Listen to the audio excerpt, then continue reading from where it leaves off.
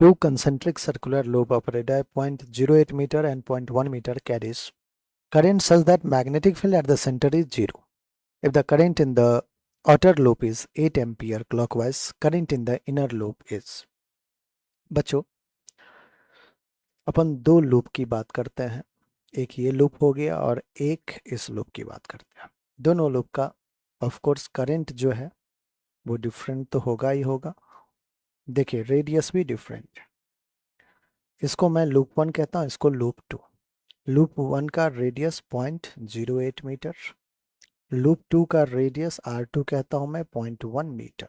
अब देखिए, कह रहे कि the current in the outer loop is 8 ampere clockwise. So clockwise ऐसे होगा कुछ। इसमें अगर 8 एम्पियर है तो इनर लूप में करंट किस डायरेक्शन में होगा, पहले तो हम उस पर बात करें।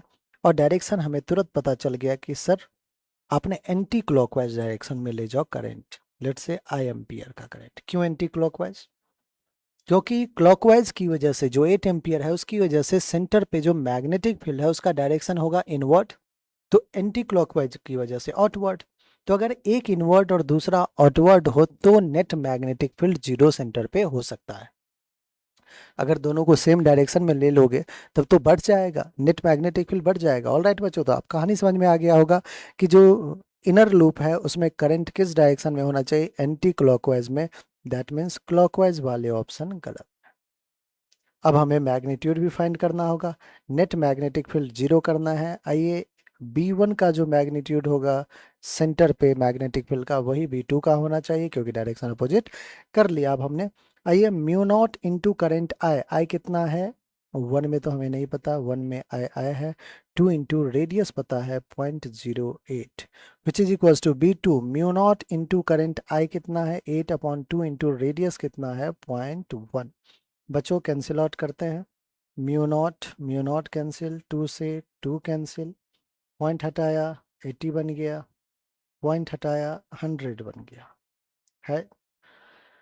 100I/8 is equals to 8।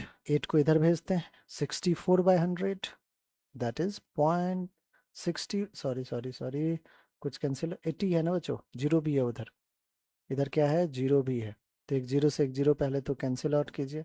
64/10 that is 6.4 ampere. 6.4 ampere का करंट है।